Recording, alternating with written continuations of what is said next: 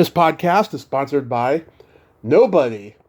Hey dudes, welcome to Splat from the Past, the only 80s themed horror sci-fi show where things can get totally radical. Now today, I am so friggin' excited because I will be talking to the gorgeous, the talented, the vivacious Greta Blackburn. You know her from so many great classics from the 80s.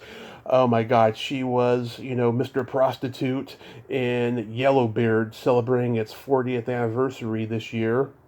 She was also Gans's girl in 48 Hours. She was in Chained Heat. She was in Party Line. She was in Time Walker. She guest starred on shows like 240 Robert, Automan. She had a recurring role on V, The Final Battle. She guest starred on Sledgehammer. Lots of great stuff. And then she became Miss Fitness. Yes, she began Miss Fitness magazine. She is the founder of that magazine, and she has become a fitness expert, and she's also a author, co-wrote the book The Immortality Edge. And it's going to be a great conversation today, and I cannot wait. I'm loving February. We're going to have nothing but toe curlers from here. Wait till you see the next few weeks. It's going to be totally awesome. But I'm excited that I get to talk with Greta Blackburn today. So yeah, here is my interview with Greta Blackburn. Hello. Hey Greta, welcome to the show. How are you today? I'm warmer than I was last week, not that anybody asked. This is such a great honor. Thank you for taking the time today. My pleasure. You do know that it was minus 110 in New Hampshire last year, right? I was referencing the extreme cold snap we just had. Yeah, oh my god, this is like the scariest time for winter, you know? Yeah, it was pretty wild and woolly. I mean, it was like in the below zeros here with the wind chill, but at the top of Mount Washington in New Hampshire, it was minus 110. Shit. We got like to 25 a couple weeks ago. It was pretty cold over here in California. Oh yeah. My heart bleeds for you guys, okay? You're getting no sympathy, but I hear you. So, going back in time, I know that you began modeling as a teenager. What age did that start? I actually was a teenager, like 18. It was after I left Indiana. I was in New York, and so it was a teenager. See, when I was a teenager, I was a skinny, pimply geek, and so modeling was not in order. But then once I moved to New York and I was foxy, I was a model, and that was in my teen years. Mm-hmm. So, like, you went from the ugly duckling to Cinderella. Well, kind of. It was kind of that. It was more that Indiana was more into like short, chunky chicks, and I was tall and thin. So it was really more a cultural and societal thing. But yes. Yeah. It's I mean, 1 minute I'm in Indiana and everybody thinks I'm too thin and put some weight on. The next I'm walking down the street in New York and they're going, "Here's my card. Come to my modeling agency." Wow. Yeah, back then, oh my God, you could actually do that. Today, it'd be a lot harder. Yeah, that's a good point. Yeah, because everybody and their brother thinks they're a model now. Yeah. And, there's all kinds of gizmos and gimmicks and stuff you can do that you can make things look better. That we didn't have that stuff. I joke, in the old days, you had to look good to be a model. You had to be born that way, but yeah, not so much anymore. Yeah, those fucking TikTok stars, they've ruined everything. The Kardashians have ruined everything. Let's be serious. They've ruined our world. Yes, they have. I mean, what are they famous for? Nothing. Well, they're big butts. Yeah. Actually, their butts aren't that big now. They're all on Ozempic. They did that immediate weight loss with that Mounjaro and Ozempic and all that stuff. So they don't even have that discipline to get skinny now. Yeah, just think how much money those butts are insured, though. Oh, they probably are. I bet each butt cheek's insured. They probably have a separate policy for each butt cheek. Who knows? There's so much territory there. They cover a couple of zip codes. Let's be real. Yeah, I love your name. Did it come from Greta Garbo? Probably my mom. My mom. Yeah, it did. It did. I Yeah. mean, my mom loving Greta Garbo, loving the name. So yes, it did. That's another problem with our world today. No one has those classic names like Greta or Shirley. It's all like last names first, you know? Well, that and polysyllabic, multi-voweled words that don't really make sense. You Yeah. know, like Shaniqua Lukwa. But where do these names come from? I don't get it. I mean, there are beautiful names we can use. We don't have to make stuff up, but whatever. I know, it sounds like Indian or something, maybe. Um, Uh, so, did you attend college? I did off and on. After I came to New York, I went to the American Academy of Dramatic Arts right out of high school. I graduated. It was a 2-year program. After that, as I'm moving around and doing stuff, I'm going to Hunter College in New York. I'm home for the summer in Indiana, going to IU Purdue.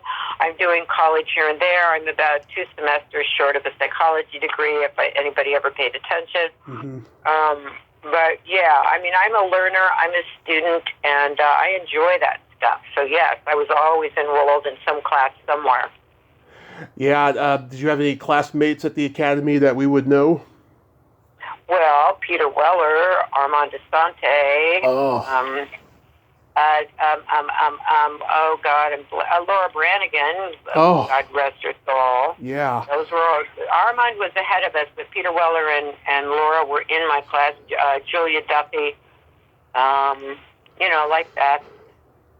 Yeah, Laura Branigan, she acted in one movie, this low-budget sex comedy called Mugsy's Girls. I knew she had to have gone to a famous school to study acting because she was pretty good in it, even though it was a bad movie.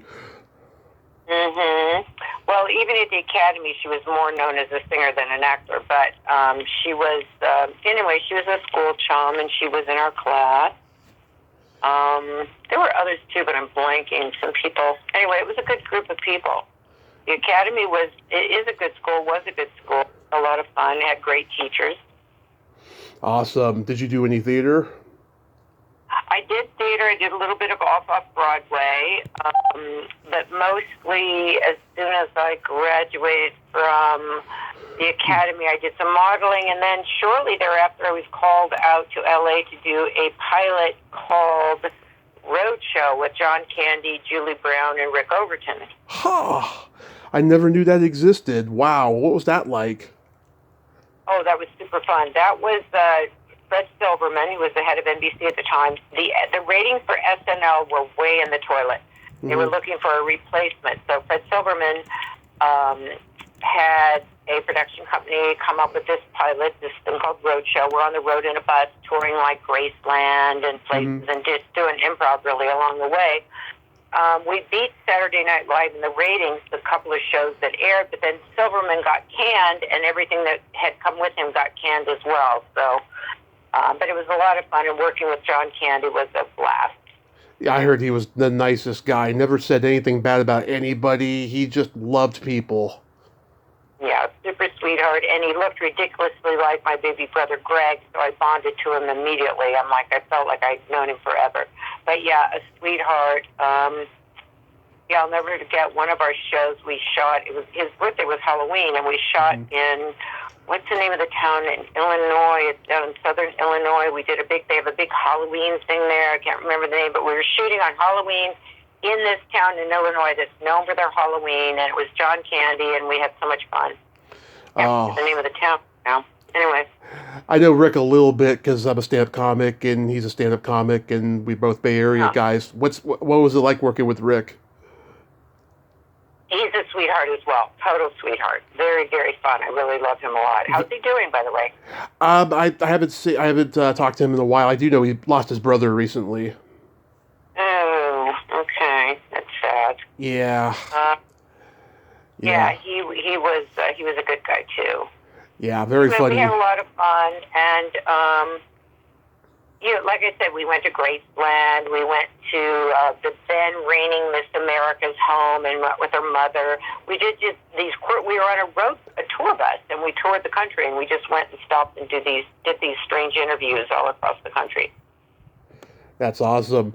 And then after that was 240 Robert. Well, you know what? Actually, I think 240 Robert may have been my first episodic TV show. I think it was. The main thing I remember about 240 Robert was the lion on the top of the vehicle. They had a lion, and I was the model standing next to the lion, and the lion was a real lion, and I'm not a lion tamer, and I was standing there with this lion on this roof of this car, and it occurred to me, like, this could go very bad very quickly. So that was interesting. But, yeah. Scary, yeah. Did you have any scenes with Joanna Cassidy? I did not. I was with Mark Hahn and... Yeah, a lot of actresses like working with him because he's so cute. Yeah, he was in that era. He was really like the Kevin Costner, the Harrison Ford, that kind of thing. Yeah. I've talked to a few people from the Concrete Jungle. Do you remember playing the lady in the bar in that? Yes, I do. That might have been my first movie role. I'm trying to think. I think it was. The producer was Billy Fine, and Tom DeSimone. Pardon me? Tom DeSimone was the director. And I think Billy Fine had something to do with that. Anyway, Billy Fine was famous for saying, "I don't smell him, I just sell him," about his scripts. I'll never forget that. But yeah, so that was. I think I just landed off the boat from New York when I did that, actually, other than the pilot for NBC. That was really early on. Mm. You're my second guest from Time Walker. I've talked to Warrington Gillette. How was making that movie? Oh, that was a trip, because the night before I started filming that, I was having dinner with Betty Davis, Betty Davis. And I had a big birthday coming up the next day, and I said, "Oh my God, I'm getting so old," whatever. She goes, "Oh my darling, the best years for a woman are between, and you're just beginning, and you're going to have a wonderful time." And I was playing this college student, but I was older than that.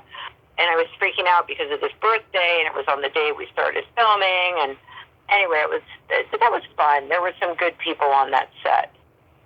Yeah. You had long blonde hair in it. You could have passed for Daryl Hannah. It was so long. Yeah, well, actually, my hair's really long right now. It's probably longer than that. But yes, I hear ya. Yeah. Did you see a screening of the movie later and go, "What the fuck did I get myself into?" Because it's so cheesy. No, I didn't. I remember I got my sister a role in the party scene. She wore like a cone on her head. So I was just having fun. I got my sister in the party scene. We're having fun. No, I was fine with it. I was just, I was just happy to be working. And, it was, like I said, it was a good group. A friend of mine was one of the producers, Dimitri Ballard. Oh, yeah. Yeah, and Melissa Prophet was involved in that movie, as I recall. Yes. And Warrington, oh my God, he's an interesting guy. He must have been fun to work with. Well, Warrington, yeah, he was. What's funny about Warrington is years later, as I'm now back in New York again, and this was like maybe 10 years ago or something like that, I'm at the gym at Equinox, and I look over and I go, "God, that guy looks familiar." And he's looking at me, he goes, "God, she looks familiar." It was Warrington. He was living in New York doing real estate then, and I was living in New York doing whatever I was doing. And we were at the gym at Equinox, where we ran into each other a whole bunch after that. Nina Axelrod, she went into like casting or something. I think so, yes. Yes. Yeah, her father, of course, he wrote The 7-Year Itch and The Manchurian Candidate. Oh, okay. Newsflash. George Axelrod. So as I told you on Facebook, I grew up loving 48 Hours. My dad and I used to watch it when my mom wasn't home. And I just interviewed the Indian squaw, Begonia Plaza. She liked working with you, she told me. Yeah, she's a sweetheart, really a sweetheart. Yeah, she is just a genuine, kind person. What are your memories of making the movie? Other than anxiety about the nude scene, let's see.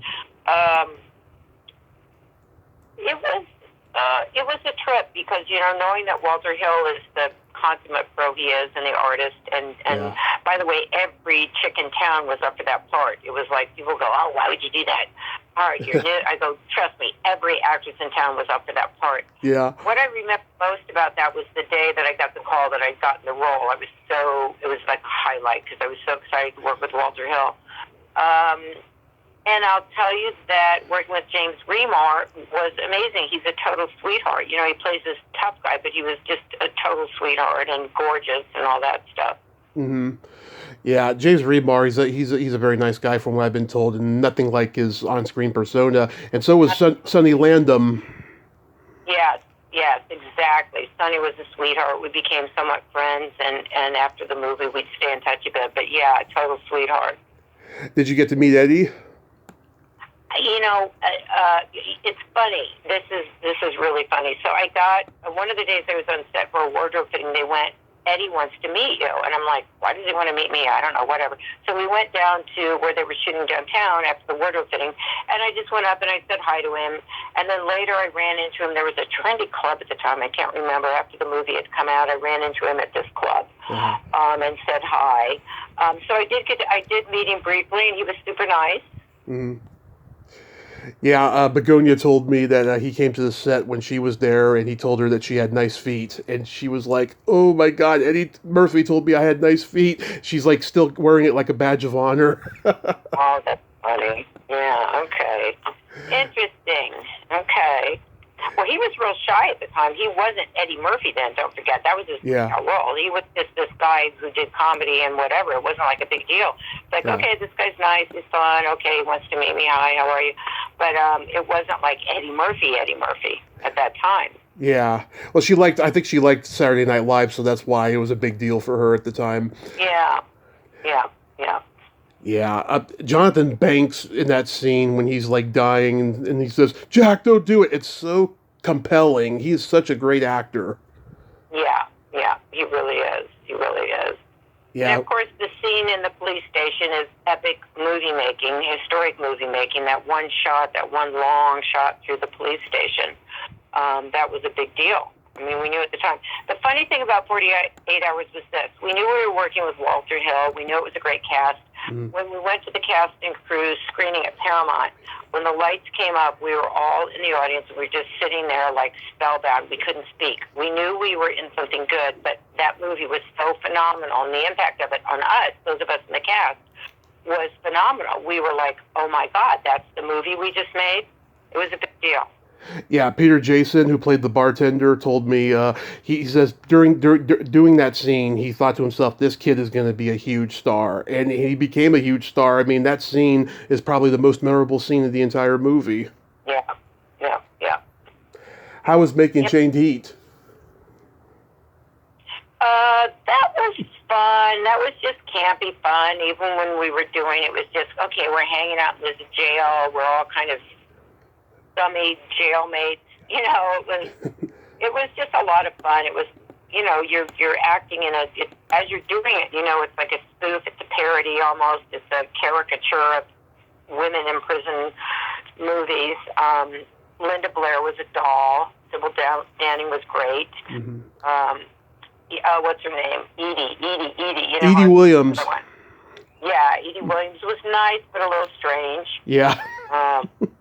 They were like, the stories I heard about her after were like, OMG, but whatever. Crazy stuff going on with her in Malibu and whatever. Anyway, so it was fun. Yeah, I've been told that when they shoot at a real prison, it's always fucking scary in them. I mean, did you find it to be scary? Well, I didn't find it scary. I found it really good for getting into the role. I found it like, okay, this is it. This is a real deal. It was very harsh. I mean, it's not a plush, cushy set. Mm-hmm. But I wouldn't say it was scary. But there was definitely a vibe. There was an energy that helped do what we were there to do. It was a pain in the butt to get to. It was in a weird part of town, downtown LA, and kind of creepy. But it was fun. We lost Henry Silva recently. What do you remember about him? He was just nice. He was just a nice guy. Yeah. Then you play Mr. Prostitute in the Notorious Yellowbeard. You have a hilarious little scene with James Mason and Peter Boyle there. How did that role come to you? Um, well, the usual way I auditioned and got it, but that was actually I'm going to say my most satisfying acting gig because everyone in that cast was such a great comedic talent. They were such major people. It was just really fun. And working with James Mason was like the scene when I have my legs wrapped around his head and I'm smoking the cigar. Yeah. Is that working with him was like getting a PhD in acting because when he showed up on the set, he did not act. He became the character. It was just fascinating to watch. It was just, I've never seen anything like that. He was phenomenal and an ultimate gentleman and super fun and great. And that was a really fun set to be on. Yeah, Mel told me he was so in awe of James Mason that he wanted to ask him questions about his career, but when they were having dinner, he was just like, "No, I just want to hear this man talk. I don't care about his career," you know. Yeah. And I talked to his grandson recently, James Duke Mason, who looks exactly like him and talks exactly like him. I mean, his cadence is just like uncanny. Yeah. And he's also Belinda Carlisle's son, so he looks a little bit like her too. Oh, that's interesting. Wow, yeah. No, James Mason was, I mean, I've never met an actor that was as, I guess, just brilliant as he is. It was astonishing to watch. It was really a pleasure to work with him. Yeah, it was always unclear to me. Like, I always wondered why he was just, sitting there watching you smoke a cigar, or else something was going to happen, like sexual foreplay or something, until Peter Boyle comes in. Yeah, well, it was, that moment that you're talking about was just, very real. It was almost like we were actually those characters in that scene, and we weren't sure what was going to, as the characters, we were just kind of playing with the whole environment and what was going on and what's going to happen. We don't know, but we're going with the flow. Anyway, it was definitely interesting. And Peter Boyle and I became pretty good friends at that time, and after we maintained our friendship. I remember after that movie was shot, it was at Gold's Gym in Venice, and it came over the loudspeaker that Marty Feldman had died. Oh, and that was a shock. Yeah, God, that guy was a genius, a real genius. Yeah. Was that mustache itchy? No, not at all. That was a trip, though. That everything about that movie was a trip. It was there were Mexican government dignitaries coming down, and there was one guy who was trying to date me, and he was like, I don't know, some big dude. Today he'd probably be the head of a cartel or something. I don't know. And there were, Bowie was visiting the set, and there was a time when I think Jagger was coming down. That was the epicenter of the world at that time. Everybody wanted to be down there on that set because of all of the various people that were there. It was really a lot of fun. Oh yeah, did you get to talk to Bowie? You know what? I believe on the night that Bowie came down, I was out at dinner with this government official trying to keep him from coming back to my room with me. Oh. Yeah, how about Stacey Nelkin? I've had her on here a couple times. I've never worked with Stacey. I don't think we had any scenes. I don't know. I'm drawing a blank. I don't think we were on set at the same time. Yeah, she's very talented. I think she did a good job playing, a British princess, even though she's a Jewish girl from Brooklyn, Yeah, exactly. I'm trying to remember. She was dating somebody at the time. I knew so much about her personal life at the time that I was like, who cares? I can't remember. She was dating somebody, and it was some whole drama, and all this stuff you forget. And along the road, you forget all the details. There was something going on with her. It was probably Perry King. Yes. Yeah, they were together for a while. Yeah. Remember anything about Cheech and Chong? No, because they weren't really in my scene so much. I'm trying to think. No, I don't. I mean, I know they were there. Subsequent to that, I did produce some celebrity ski events, and Cheech came with Geraldo Rivera to a couple of those. But I don't remember anything on set. Yeah, I talked to Tommy a couple of years ago, which was an absolute dream of mine because he's a comedy idol of mine, and like I wanted to ask him about Yellowbeard, but like time was like running out and stuff because he's one of those guys. You lead him down a rabbit hole, he'll lead you down a rabbit hole real fast. Yeah, well, he's probably stoned. He probably was. Yeah, I think so. You're going to get in some deep rabbit holes there. You got to guest star on Three's Company. Was that fun? Oh, that was totally fun. You know, of all the things I've done, everything I've done in the world, in my career, that is the thing that more people have seen. If Yeah. I told you how many people have called me in the middle of the night from somewhere and going, I'm looking at you right now, I'm looking at you through my toes in the hotel room in England, and you're in the poison ivy. Yeah. I'm like, you're kidding me. First of all, John Ritter was a total sweetheart. Yeah. Beyond. And yeah, that was really, really, really fun. Yeah, I remember you were so adorable in this episode. You're like hiding in the park bushes, and you're just like looking out. You look so cute in there. Yeah, I did, and people remember that darn show. I'm telling you, they remember that. I mean, they remember 48 Hours, but they remember that Three's Company. It's funny, the Poison Ivy episode. I became friends with Suzanne Summers after that, but she was not in the show then anyway. Right, it was Priscilla Barnes.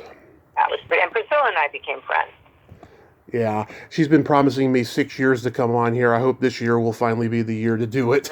Good luck. I'm going to say she's not exactly anyway, say no more. But, I mean, she's a lot of fun, but I wouldn't count on her doing something that she says she's going to do.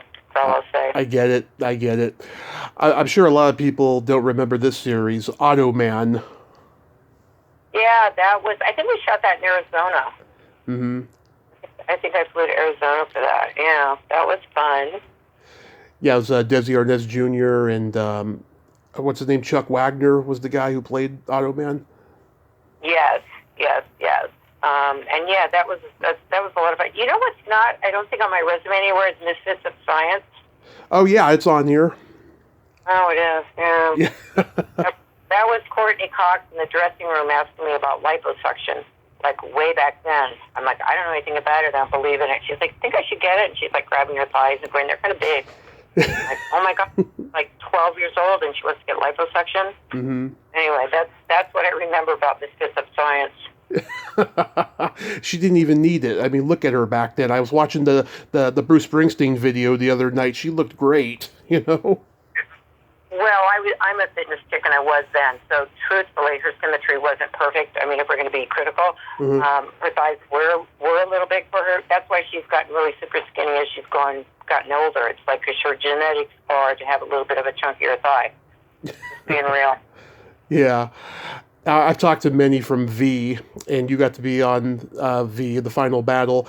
What was it like working on that show? That was a trip. I lived about 10 minutes from Burbank Studios. Mm-hmm. I would be out on the tennis court playing tennis with my then husband. I'd get a call saying, hey, we decided to shoot a scene. We need you in 2 hours. It was perfect. I could run home, take a shower, put down my tennis racket, go shoot the scene, and go back and finish my game, finish my match. Mm-hmm. That's what I remember about that. Other than the red dust, that wasn't really that fun to be stuck in that stuff down. Yeah. But yeah, it was fun. It was interesting because I'd known some of the, my then husband and I were best friends with Andy Prine, so that was good to be working with Andy. And again, it was right in my backyard, so it was interesting. It was a job, but not really a job. I got Mark Singer coming on soon. I'm pretty excited about that. Yeah, tell him I said hi. I sure will. I mean, I got to talk to Richard Hurd 2 weeks before he passed, and I talked to Vivica Davis and just recently Diane Savita, who's also on the Misfits of Science. Oh, okay. Well, Richard Hurd and I were working on we've been developing an idea for a screenplay with Dabney Coleman and Richard and me, and I still have the first draft that a great writer named Kevin Rush wrote. We'd have long sessions at Dabney's house in Brentwood, and we'd record them with Richard and Dabney and a bunch of us.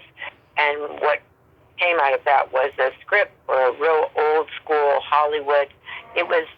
Actually, I got the idea for this movie out of going to one of the cons with Richard Hurd. I was at a con here in Connecticut at Foxwoods, and Richard was there, and I just had every word that came out of his mouth was his love of acting, and I thought, oh my God, he's so much like Dabney. I thought, these guys are old school, like real actors. We need to do a movie that celebrates real actors, not, the Kardashianization of Hollywood. So we have a script, and it was meant to co-star Richard with Dabney. And Richard, as we know, passed, and he was a great guy. He was a neighbor of mine in the Valley for years.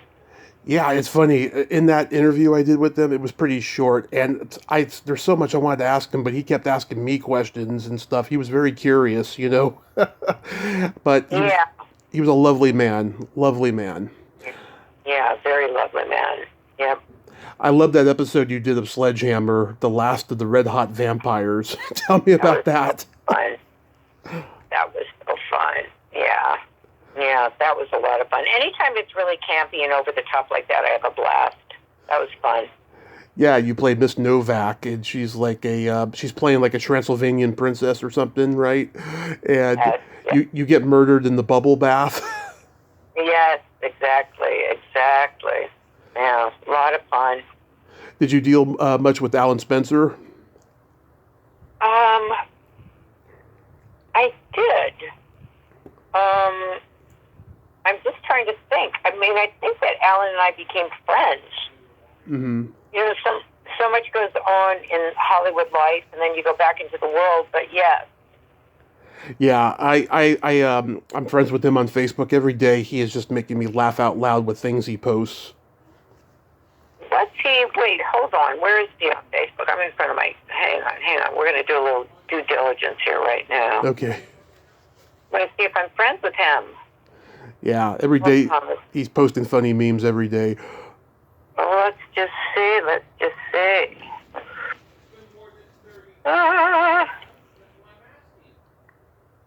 I'm going to do a little check here. All right, let's see. Okay, hang on. Mm-hmm. No, we're not friends. I'm doing an add friend. See what you do here? I'm going to do an add friend. Yeah. Right now. Yeah. Perfect. See how this goes? There we go. Yeah. You're my third guest from Party Line. How was making that movie? Oh, super fun. I mean, Late is one of the most brilliant, funny guys on planet Earth. I mean, bar none. Hugely intelligent, wildly funny, so much fun to work with. He was dating or living with Justine Bateman at the time. Mm-hmm. But that was a blast. It was fun. Again, campy and ridiculous. Yeah, over the top. Sean Weatherly, she was the first one I talked to, and she was a lot of fun. I don't think we talked about this movie, but we talked about a lot of her earlier stuff that I was interested in at the time. And then I talked to Patricia Patz, who was one of the teenage girls in the movie. Okay. Yeah. And what's Sean doing these days? She was living with Ted McGinley for a while.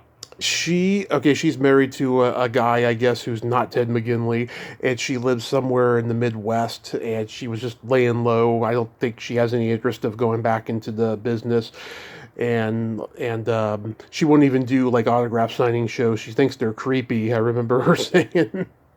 Oh. Mm-hmm. Do you remember anything about Under the Boardwalk? No, that was... What can I say about that? That was fun. It was kind of a non-eventish thing. Mm-hmm. It was fun. I was playing a mom. I wasn't, I like to play weird off-character oddballs. So when I'm playing something normal like a mom, or in the case of Skyward, I'm playing a deaf teacher. Mm-hmm. I mean, those are fun, but I like to play weird things. Yeah, Fritz Kirsch directed. I've talked to him, interesting guy, and Keith Coogan and Stu Fracken. Uh-huh. I remember when you were the flight attendant in My Blue Heaven. Yeah, let's talk about My Blue Heaven. So the script for that is wicked, wicked funny. Oh, yes. Okay? Mm-hmm. Wicked funny, and with someone I'm sorry, I'm going to say it, with someone other than Steve Martin in the lead role, it would have been a blockbuster. He didn't get it. We had a horrible time shooting that little scene I had. Yeah. So hard to get through that scene. The accent was coming and going. It was a problem. I mean, Steve Martin, I think, is funny as the stand-up guy, but I'm just telling you, if you read that script, you can imagine a lot of guys playing that role and it being really, really funny. You could have casted Tony Danza in that; it would have been a blockbuster. Something like that, or Joe Pesci, or somebody who really does the mobster thing. It was like he couldn't get the freaking accent. It's like I want to go. Can I just tell him how to say this? Yeah. It was harder than you even think. It was really hard. It took us an entire day to shoot that little dinky scene. Oh, God, I was working with Herbert Ross because I heard he could be tough. Yeah, he wasn't the most friendly dude. Was Rick a friendly dude? Yeah, he was pretty friendly. He was good. Yeah. Yeah, because I heard he could. It's funny. What? Oh, I heard he could be serious, but I heard he's a nice guy. Yeah, a lot of these comics are so morose in their personal life. They leave it all on the stage, their funniness, because as human beings, they're so unhappy. Yeah. A lot of them, I'm not saying who I'm talking about, but some are just miserable pricks. Yeah. I mean, there's one that comes to mind. Oh, my God. Double consonants as his name. That's what I'm going to say. Double consonants as his first and last name. Notoriously prick. Yeah. And, but and then there are the ones that are actually pretty fun and funny and all that stuff. Like John Candy. Like John Candy. He's a sweetheart. He's adorable and cute, and actually funnier just sitting at a table playing poker with him than he ever is on stage. With Dabney Coleman being the quintessential. Dabney's one of my best friends. Dabney is so freaking funny. It's like I tell Dabney, you got to stop. I'm going to pee in my pants. You have to stop. You have to give me time to breathe. You have to let me go to the bathroom. I can't keep up. Yeah. Wicked funny. Ed Bigley Jr. insanely intelligently funny. Fred Willard was genius funny. In life as well as on the stage. There's nobody funnier than Dabney Coleman now. Nobody. I remember years ago, Ed Bigley Jr. had an email on his website that anybody could email him. I emailed him a couple times asking him questions about his career, and he replied me back both times. And unfortunately, I only have the second one. I don't have the first one, but he's a great guy. Yeah, he's a really great guy. And again, just supremely intelligent. These guys that are really funny like that are just so flippin' smart, like IQ through the roof smart, like that, and also really, really funny. So how do you transform into a fitness expert and form Miss Fitness magazine? Well, all along the way, I was interested in being in shape and exercising and all that. And there was a gentleman that worked at A&M Records who was a friend of mine. My sister worked for him, a guy named Charlie Miner, legendary guy. Charlie used to say to me, I've got some artists coming up that need to lose weight. I want to train you to get them in shape. I'm like, no, I'm an actor. That's not what I do. Yeah. But I was always interested in that stuff and up on all of that stuff. So I had actually gotten a job offer from a show called Silk Stockings. It was shot in San Diego. It was it was on the air for a minute. They called and they go, you're going to be it was after 48 hours, so everything I got after that was typecast. Yeah. They go, you're going to be the nymphomaniac wife of a plastic surgeon. You're in the hot tub. You get up. You have the song on. You walk away. You hit on his. I go, whoa. I go to the Playboy Mansion and get one of the playmates to play this part. I'm an actor. I don't want to do this. I turned to my then husband. I said, you know what? I got to get out of this business and come back when I have some control, because everybody sees me now as the nymphomaniac in the hot tub or whatever it is. Mm-hmm. So I had an offer from someone to be the editor of a fitness magazine, because I'd written an article for them. He goes, my editor is screwing me. He stole a bunch of money. I need you to become the editor. I go, I don't even know what that means. No. Anyway, I called him. I said, you're on. Let's do this.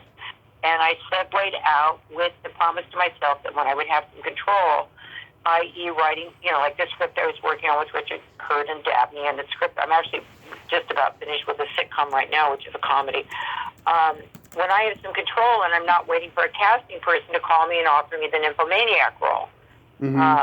I'll come back. So I segued off into health and fitness and now longevity, and I'm going to say I'm an expert in the field of longevity. I am, and biotech and science and all telomere biology certainly. But they're complementary because entertainment's about being happy and living longer and enjoying your life, and longevity is about being happy and living longer and enjoying your life. So they complement each other. Like, what's your like, meal routine and your workout routine daily? Oh, I'm not a nut about any of that stuff. My thing is, you got to be happy. You have to have a life. I'm going to have a glass of wine pretty much every day. Yeah. I'm going to eat what I want, just in moderation. I'm going to work out smart with the high-intensity intervals that are scientifically designed to make the best use of my time. So I'm a moderation person. Luckily, I've got pretty good genetics. I do a little bit of yoga. I have a Peloton. I got one early on, and I love to get off of that once everybody's on them. Now that everybody's at Peloton, I got to figure out what the next thing is. But so I mix it up, and I have fun, and I don't obsess about it. That's great. I mean, during the 80s, did you ever get offers to do like fitness videos? Well, I did some infomercials for things like some Pilates products. I was the spokesperson for the Slender Tone ab belt before they had Lisa Rinna and her lips doing it. I mean, I think she should just put the belt on her lips and call it good. And I'm working on a project now I'm excited about because the health and longevity and relaxation and meditation. And I'm about to launch a whole, believe it or not, biblical baking project, which is about these ancient grains. They're low glycemic. If you're diabetic, you can eat one of these cookies, and it doesn't spike your blood sugar levels. That's good. Hugely full of all kinds of good stuff for you, and not bad for you, and contribute to your longevity, and you have some fun eating a damn cookie and not feeling guilty about it. Yeah, that's what I need. I got diagnosed with diabetes last April. Yeah, well, you got to stay in touch with me because the biblical baking thing is going to be really huge. And this isn't like I'm off on some religious tangent, but these are ancient principles, ancient cooking techniques, the stuff people ate when everybody wasn't overweight and diabetic. Yeah, I mean, I knew I was going to be diabetic, right? I didn't think I was going to get it at 38 years old, right? But fucking, I thought I was going to get it at least 50, like my mom got closer to. But it's been a challenge, but it's been great because it makes me wake up every day grateful I'm still alive. Okay, good. We can talk offline. There's a product that might be useful for you to try. Okay. I just had a friend call me was diagnosed, and I'm like, okay, I got something that will help you with all that stuff. But anyway, all of that is a result of we've all gotten some really bad eating habits because what's being promulgated out there in the world is crappy food. So it's time to get back to basics. And by the way, when you're baking cookies and stuff, that's my happy relaxation place. That's my meditation place sometimes. So it serves two purposes. It calms down your nervous system. You're doing things that the people around you love and appreciate you for. And you've got, at the end of the day, you've made something that's really, really healthy to eat. Yeah, absolutely. And you've co-written this book, The Immortality Edge. What's the genesis of that? The genesis of that is I helped launch a product that was the world's first telomerase activator. I was involved in the world of telomere biology when most doctors didn't know what a telomere is, and I said we need to write a layman's book, a prescriptive book, tell people how to do it, and that's how it happened. You going to write another one? I'm going to be co-authoring one of these biblical baking books. Oh, okay. And it's going to address the whole serenity. I'm not going to use the word spirituality. It's overused. I hate it when it comes out of the mouths of people that are total idiots. Oh, I'm spiritual. Really? No, you are a jackass. But I really, anything that can, like I say, ratchet your nervous system down, and that's standing at the counter and mixing up some dough and baking some nice goodies for people. That's really, really fun. So I'm going to be working on a book that has to do with that. That's awesome. Is that the only upcoming project you have, or do you have something else? Well, I've got a pilot that some people in Hollywood are interested in, and I'm going to be making a little trippy trip to L.A. Very soon to meet with someone who wants to pitch it around. It's going to be a comedy. It's got a great role for me, and that's really my, I'm thrilled with that. I was doing a one-woman show in New York before the What hit the fan, and I'm working on my music and my singing and that stuff. So it's all of a piece. It's all about fulfilling your authentic talents and purpose and desires, and being at peace with yourself and making the people around you happy. And, being in this day and age, you got to have a team, you got to have a tribe. Mm-hmm. I've got my Bitch Kitty Club. It's about supporting each other. Absolutely. Is your music out there? I'd like to hear it. I thought, it's out there a bit. I think if you look on, I'm really bad at this stuff, but if you look on YouTube under Greta B Music, or my Instagram is Greta B Music, there's some stuff there that you can see. I did a trilogy for the pandemic. I did some songs, and I did that, and there's some stuff out there. There's going to be more. I just need to get better at. I love to promote other people and what they're doing. I've gotten some people out there in the world, have supported them in getting their books published and some stuff that they're doing, and I realize I need to get back to doing some stuff for myself here. Mm-hmm. I definitely started following you on Instagram, so I'll check it out. And cool. Real quick, let's play my secret silly game. This is a series of silly slumber party questions. It's not win or lose, it's just pure benign fun. And how the game works is I ask you the question, you answer it, and then you ask me that exact same question and I answer it. And feel free to comment on answers because they might be funny. Okay. Greta, are you ticklish? Not much. Are you ticklish? Yes. If you tickle me without warning, I'll hit you in the groin. Okay. Do you specifically go for the groin, or does that happen by accident? Oh yeah, out of reflex. Okay. All right. I'll hit something, but groin has happened at least once in my life. Okay. What's your favorite part of the body? It could be anything. I'm going to say calf muscles because I have none, and when I see somebody with big calves, I'm totally jealous because my legs are long and skinny. My favorite part of the body? What's your favorite part of the body? The belly button. Okay, because it's ticklish. Exactly. Okay. What color are your toenails painted? Blue. Pisces blue. My signature Pisces blue. What color are yours painted? Right now they're not painted, but last time they were Easter egg blue. Ah, see? A theme, a blue theme. A blue-green, yes. By the way, both my parents are Pisces.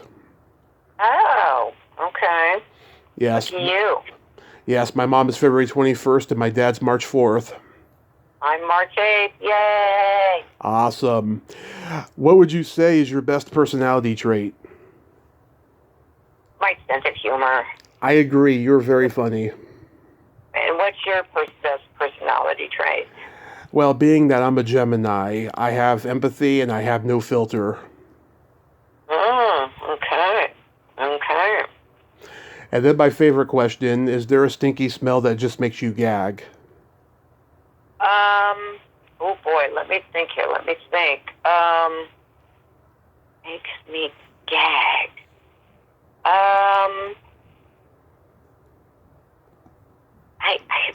Nothing is coming to mind. I have an iron stomach. I'm not really squeamish. Picky about foods. I'm not super. I'm going to say if my dog is sick and what's coming out of him has a weird texture, that can be pretty smelly. Yeah. What about you? What smell makes you sick? It's either farts or dirty feet. Oh, God. Okay. Alrighty then. Yeah. I have a joke for you. Go ahead. Here's what I will say about that. What I will say. Okay. One of my pet peeves is people that have really bad breath. Okay, it doesn't make me throw up. Right. I think, what, isn't there anybody everybody in your world that tells you, like, go get your teeth cleaned, do something about that? Isn't there anybody around you, close to you, that's letting you know that you are peeling the paint off the walls when you talk to people? So Yeah. I will say that that's kind of a pet peeve. Yeah, I don't understand that at all. I really don't. So I got a joke for you. Okay. What do you call a boy that doesn't masturbate? A girl. A liar. Okay, well, we were close. I mean, I knew where you were going somewhere. Okay. Everybody guesses a girl. Everybody. Do they? Yeah, about probably 9 out of 10 times. Other times it's, depressed or a loser or something like that. Someone with no hands, an amputee. You call him an amputee. No, that's a first. Okay, well, that would work as a really bad joke, but yeah, dark humor joke. But yeah, okay, a liar. That's actually a pretty good joke. Thank you so much. I love dark humor. Well, Greta, thank you so much for coming on and sharing these great stories. And I think it's amazing what you're doing with the longevity/fitness thing. And I'll be in touch with you. And have yourself a great night over there and be safe. Thank you so much. You too. My pleasure. Bye. Bye-bye. Well, there you have it. Greta Blackburn. Ain't she a sweetheart? Oh my God, I'm so glad that we got to talk. She is hilariously funny and sarcastic and very New York. I'm glad we got to have this conversation today. Well, until next time, this is Tommy Throwback Kovac saying there's no shame in living in the past because the present sucks. Later, dudes.